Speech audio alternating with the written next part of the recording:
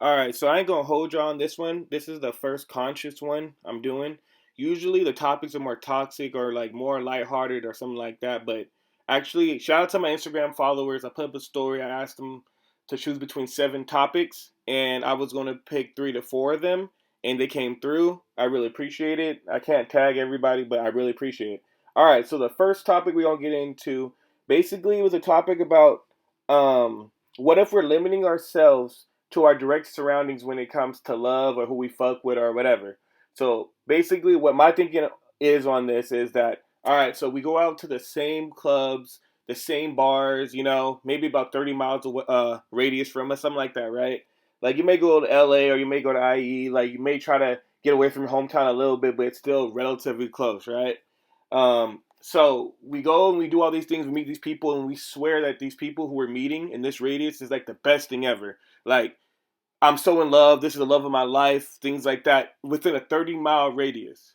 I don't have the stats, and I don't want to look up. And so maybe one of y'all can look it up how many miles there is in the United States and stuff like that. But I was thinking to myself like one day, like, damn, like, okay, if we're settling most of us for the people who's close to us, how much would we like the people who are what hundreds of thousands of miles away? Like there could be someone in Russia, China, Africa, Italy, somewhere in the world that you're more compatible than the person that you're fucking with that's down the street and it's convenient. That we be what people be crying about or can't believe this happened or I can't believe that we broke up and we're stressing about these people that are so close to us. I feel like a lot of times we settle for things that are close to us because it's convenient. A lot of people don't want to go through the hardness of anything to actually get to where they want to go. They want the quick, convenient route. So that's why you may see someone date 5 people. And dating a lot of people is not wrong. If you're single and you just want to do you date whoever you gonna date, that's cool. That's almost highly recommended, honestly. You don't gotta worry about what someone thinking. You don't gotta worry about saying goodnight every day. Cause that's the to me, that's how you know someone's talking to someone. If you obligated to say good night and good morning every morning and night, you talk to that person. So when the other person asks you, are you talking to someone? Don't lie, nigga, because you just sent that good night, good morning text today. So stop lying. You feel me? Keeping it player isn't lying. A player is somebody, and player, I don't even like that word, but people use that for guys, right, who get girls. We gotta stop saying player. We gonna say men who get girls. Men who get girls, you only a real dude if you keep it real. Yeah, I talk to other people, but yeah, I'm feeling you. What's up? If you're over here trying to lie and telling these girls you love them and you gonna do this and do that, all just to hit, you ain't no player. You a sucker. You a lion. You feel me? I don't deal with stuff like that. But anyway, anyway, let's get back to the point. See, I'm gonna get off. I'm gonna get off. I don't think I'm even gonna have a title. I mean, I'm even have an intro. I'm just gonna get off this podcast. Hope y'all like it. Just raw thoughts. Hope y'all make y'all think. So basically, we over here crying about these people who are close to us and saying this. But how about if we really branched out and really thought? Like I feel like a lot of people are really scared to be alone and scared not to be loved. And life is just easier when you have that help. I really think that's a lot of it. It's easier when you have that help of someone. It's harder to just thug it out and do it yourself. So sometimes we're so willing to take something quick because it's a quick, easy way to get what we want. We have bills, blah blah blah. It gets deeper. I might save this for another time, but it gets deeper. I'm just touching the surface. I know I've been out for a minute. I ain't gonna give y'all too much, but it gets deeper. All right. So that's just my thinking. Y'all can leave a comment. Y'all feel free to message me on Instagram with your thoughts, things like that. But yeah, that's just my thinking. Like, what if we really held out for someone who we really, really liked, or we explored more before we took? It's like getting offers like an NBA player. You're not going to take the first offer. You're going to hear 30 offers, from every team and then pick the best one for you. That's why I never personally got mad at a woman who just dated and did her thing as long as she don't promise me nothing. If we just not talking about what's going on besides us, that's cool. We can keep it gangster like that, period. We could do that. I'll never bring up nobody. You don't gotta bring up nobody ever. I actually like that. So I think a lot of people need to just get their self right, do what they gotta do for themselves, and then maybe decide to, do things and make sure you're getting the person that you really, really, really, really want to be with. Like really, really, really, really want to be with. I'm gonna go deeper into this thought at a later time, but yeah. So basically, I'm not editing this or nothing. I'm just gonna put this out raw. So let me go on my tablet and look over for the second option. Okay, so the next topic, my Instagram people wanted to know was, I'm gonna go with,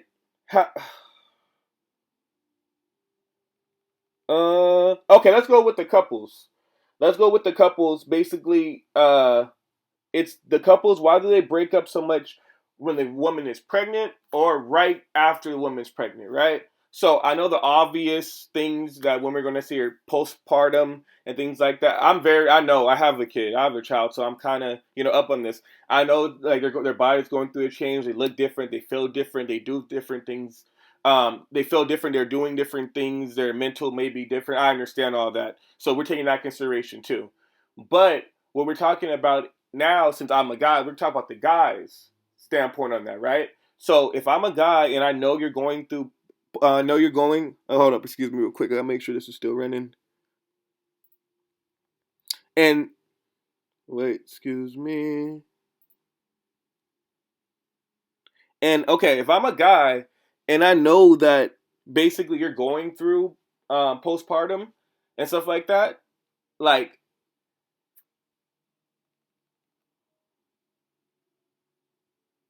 all right, my bad. So we had technical difficulties. But anyway, what I was saying is we're going to look at it from a guy's point of view, right? So from the guy's point of view, if I'm going through that with you, right, you got to see how it's affecting me. So my answer is I'm not blaming either or party. So please don't get on me about, oh man, you hating on the niggas. Or I'm just going to tell it how I see it, right? And this is just thought provoking things. This is not fact. This is all opinion. My opinion from me, how I went through it, was basically I feel that I think the woman knows that we know that we're supposed to be more sensitive to them because they're going through that because they just had our baby, and I feel like sometimes they change and they're like, well, what's this nigga gonna do? He gonna leave? Right? So basically, they have the attitude like, what is nigga gonna do? They gonna leave? So just like how when the guy met you, he was buying you flowers, doing all this cute shit, but then he got you, he don't do none of it. I feel that's how women do it after they get pregnant. Sometimes I'm not saying everyone. Like I said, get off my top already. I don't want to hear no comments talking about, oh, you don't know, you never been through. I'm not talking about that. I'm talking about my experiences and maybe a reason why it may happen, right? So we know that we're supposed to be sensitive to you guys and things like that, which we try to be. But I feel it's almost like a thing where the woman, like, it's like almost like they kind of force your hand sometimes. Like, I'm talking about after the postpartum, I'm talking about all that, right? Like, it's more like, oh, okay, like, all right, nigga, so what you gonna do? Like, you gonna leave? So they treat you a little different, right? And I don't know. I feel like it's almost like I said. It's like when you get a girl and you treat her so good, and then after a couple of months and stuff, he don't take you like out. Him do the same thing. That's why you got to get him. You got to keep him the same way you got him. If you go over here and you spend all this money on these girls and you do all this stuff, once you take him in the house, they're supposed to be love and you're supposed to click. Y'all ain't gonna click and she gonna dip. That's what's gonna happen, nigga. So you better be smooth throughout the whole time. Don't try to do no extra shit. Be you and be with the person you want to be with. So yeah, basically to sum it up, I think that sometimes the woman doesn't know if like I don't know, because like when you have a kid with a person, your life, you feel like, I feel like, and this happened to me, it's my opinion, it it kind of like closes in on you. Like you're like, you people think about like, damn, like I have a kid with this person, like is this my life, is this it? Like I know people don't talk about it, they gonna fake it for their partner, you ain't gonna talk about it, most people.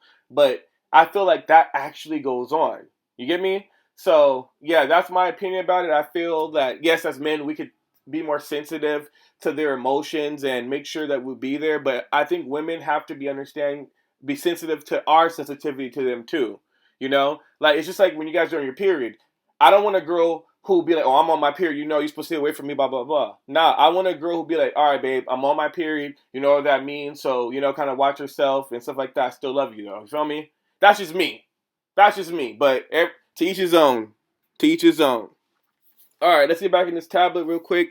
We at 9 minutes and 39 seconds. It says right here. Maybe I think I fucked up a couple of times, so I might condense it a little bit more. All right. So the third topic was number 3, which is, are you truly happy with life or just going through the motions? All right. So basically, I know the number one killer of dreams is bills. That's my thing. The number one killer of dreams and bills. So to me, to limit your bills means to limit your control that life has on you and dictates your moves. So when we were a kid, we're able to dream and do all these things because our parents pay for our bills, etc. When we get older, we have bills, and everyone has bills, but I'm talking about limiting the necessary ones. You don't got to get $700 car note and do all this extra stuff if you don't got it like that yet.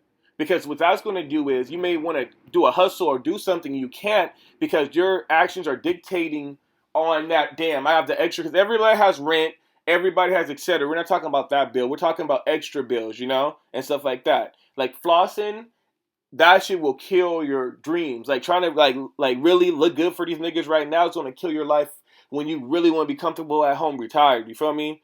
Having fun is different, but flossing and like basically doing all that, it limits how much things you can really do because instead of investing that extra 700, you could instead of getting a Benz, ain't nothing wrong. If you have the money, do what you got to do. To each his own, I always say.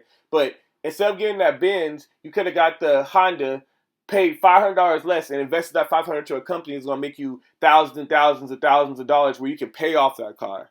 You get me? Like, there's a lot of things you can do. You can go get an auction car and stuff like that, get one paid off and stuff like. There is a risk sometimes you don't know what the fuck you doing. Of course, that's why you need to know what the fuck you doing. But other than that, do that, get that, save the money, get that, so you pay it off, and then boom, all the other things can go into your investments. Bills, those unnecessary ones, be killing niggas' hopes, killing niggas' dreams, because now you gotta work a job. Sometimes you don't want to work because you gotta pay the bill that you just set yourself up to impress these niggas who don't give a fuck about you.